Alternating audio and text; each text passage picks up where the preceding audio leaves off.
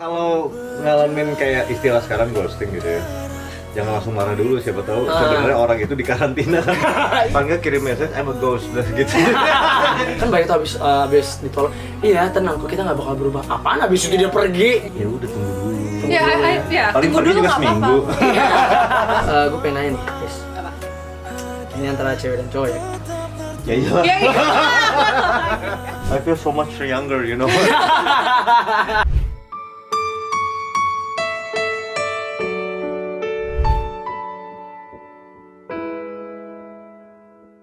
Perjalanan, kan tadi kita bahas perjalanan. Ya. Pasti ada juga perjalanan cinta gitu kan. Sama ghosting.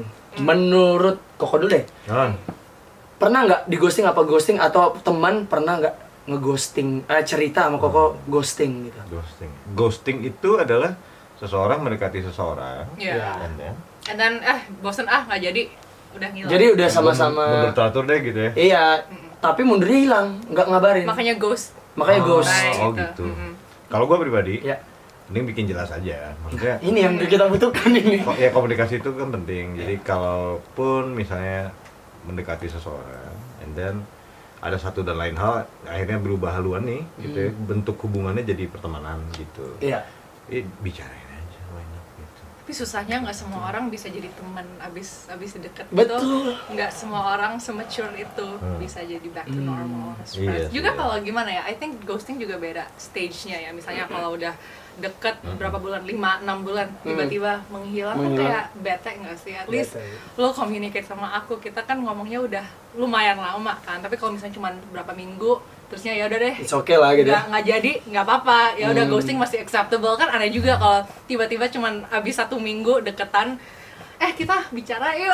Kayak aku nggak mau lagi, kayak agak Iya sih, awkward nggak awkward sih Jadi kalau depends on the baru ya. situation. Iya, kalau baru masih masuk akal lah gitu. Tapi kalau udah berbulan-bulan kan kalau kayak lu bilang tadi sakit juga dong. Nah, kalau berbulan-bulan, at least apa ya, you owe the other person an explanation. Ya paling nggak kirim message, I'm a ghost, udah gitu. Jadi nggak ada preparation gitu. Enggak, Menurutku gimana ya, kalau misalnya udah lama ya, terusnya tiba-tiba ghosting tanpa explanation, artinya orang itu coward, pengecut. pengecut. Ya, soalnya kan dia nggak berani untuk karena communicate. dia Ya udahlah, cara aku deal with this change of mind adalah cuman menghilang gitu loh, nggak berani bicara.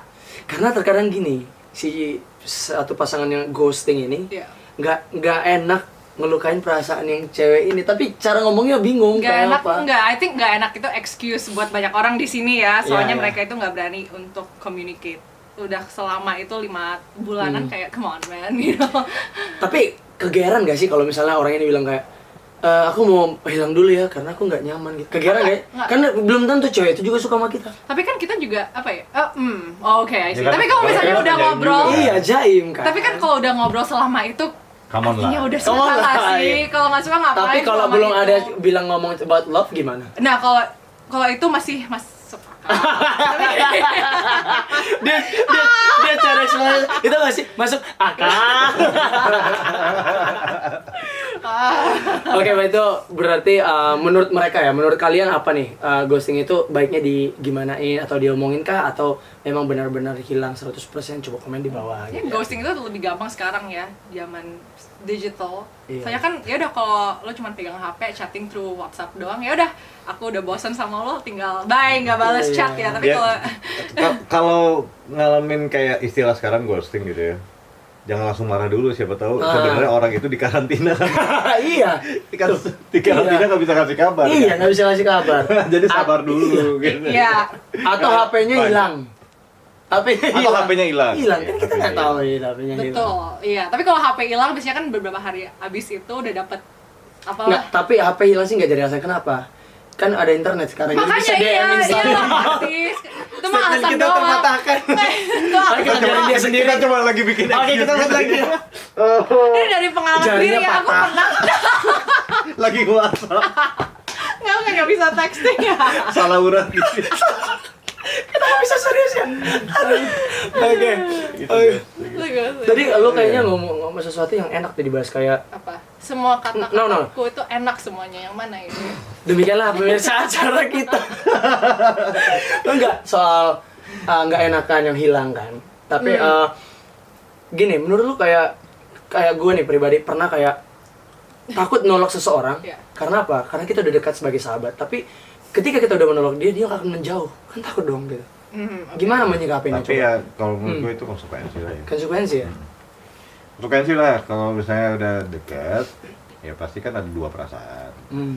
Ya hargain aja, saling hargain perasaan masing-masing. Like, itu tidak tertulis ya, cuman like I take care of you, you take care of my feelings too gitu kan. Nah, part of ethics itu ya mendingan make it clear. Apapun konsekuensinya, kalaupun setelah itu kayaknya nggak bisa berteman lagi misalnya ya.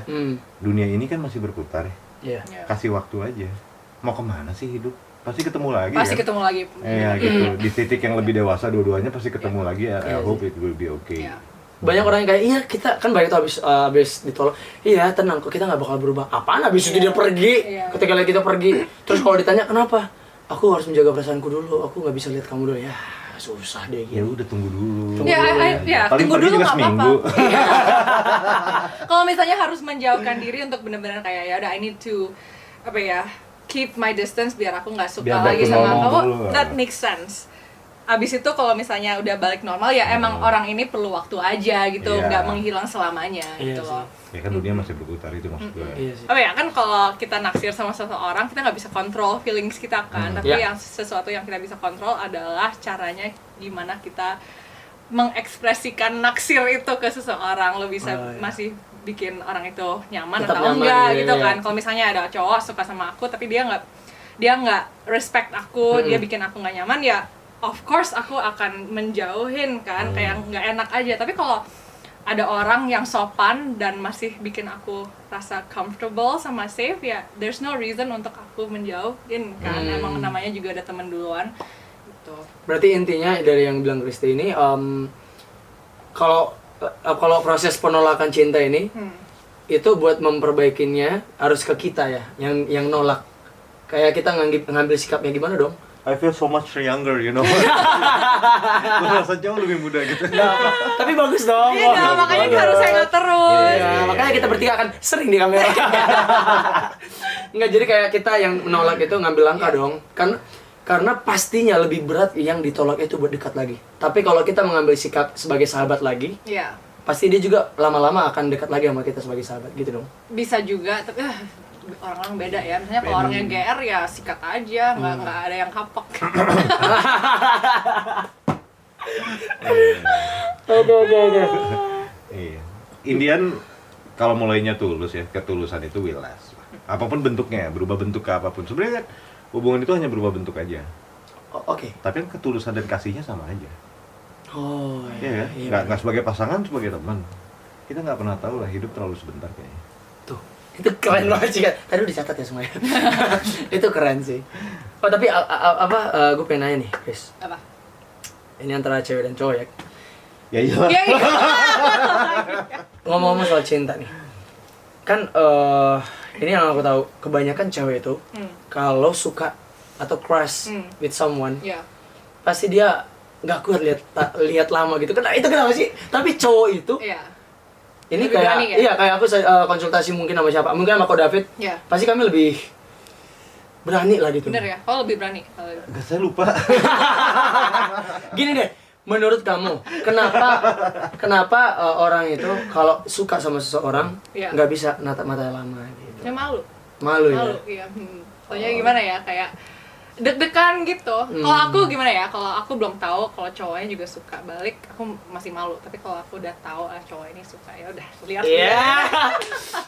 And you know what, my parents itu dulu ketika mamaku cerita, jadi ketika ini udah meninggal bokap ya, ketika mereka ada arisan gitu, misalnya pisah tempat duduk, yang cewek di sana, yang cewek itu depan sering main mata, sering gini ya.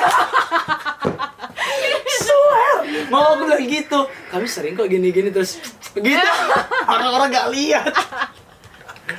Yakin orang lain gak lihat? Gak tahu. Orang mungkin gak peduli ya. Orang tahu mereka itu. Cuma kontrak tuh. Dunia milik berdua. Di dunia milik berdua ya. Yang paling lucu itu misalnya aku lagi ngapain gitu, terusnya cowok yang aku suka udah liatin, sih aku liat dia. Iya, aku kasih kayak emoji hati ke teman-teman teman-temanku cowok dan cewek ya itu normal banget. Itu normal banget di sana ya. Tapi kalau di sini baper langsung. Oh, Christy suka. Iya maka itu. Christy suka sama aku guys. Christy suka. Pengumuman. Christy ngirim love. But I love her voice. Ya. Lebih sering dong. Enggak, gara-gara di kamera doang sih. Ini kebutuhan gimmick. Aku nggak bilang apa-apa. Oh, iya. Nanti kamu diam aja. Iya, iya.